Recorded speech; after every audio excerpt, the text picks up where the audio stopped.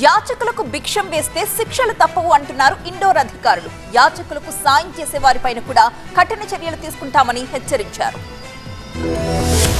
యాచకులు లేని నగరంగా తీర్చిదిద్దేందుకు మధ్యప్రదేశ్లోని ఇండోర్ నగరం అనేక చర్యలు చేపడుతోంది. ఇందులో భాగంగా ఇప్పటికే భిక్షాటనను నిషేధించారు జిల్లా అధికారులు. యాచకులకు సాయం చేసే వారిపైన కఠిన చర్యలు తీసుకుంటామని హెచ్చరించారు ఇండోర్ కలెక్టర్ ఆశీస్ సింగ్. జనవరి 1 నుంచి యాచకులకు ఎవరైనా డబ్బులు ఇస్తున్నట్లు కనిపిస్తే వారిపై ఎఫ్ఐఆర్ నమోదు చేస్తామని చెప్పారు. భిక్షాటం చేస్తున్న వారికి ఎటువంటి సాయం చేయొద్దని, వారిని పునరావాస కేంద్రాలకు తరలించాలని విజ్ఞప్తి చేశారు. యాచకులు లేని నగరాలను తీర్చిదిద్దాలనే లక్ష్యంతో కేంద్ర సామాజిక న్యాయ సాధికార మంత్రిత్వ శాఖ 10 నగరాల్లో పైలట్ ప్రాజెక్టు చేపట్టింది. ఢిల్లీ, బెంగళూరు, చెన్నై, హైదరాబాద్ సహా పలు నగరాలు ఈ జాబితాలో ఉన్నాయి. ఇందులో భాగంగా భిక్షాటన కార్యకలాపాలపై దృష్టి సారించిన ఇండోర్ అధికారులు ఆశ్చర్యకరమైన విషయాలు గుర్తించారు. కొందరికి పక్కా ఇళ్లు ఉన్నాయని, మరికొందరు పిల్లలు ఉద్యోగాలు కూడా చేస్తున్నట్లు తేల్చారు. వివిధ రాష్ట్రాల నుంచి ప్రత్యేకంగా వచ్చిన కొన్ని ముఠాలు అనేక మందిని యాచక వృత్తిలో దించుతున్నట్లు తెలిసిందని ప్రాజెక్ట్ ఆఫీసర్ దినేష్ మిశ్రా తెలిపారు. If it's family, it has to be home.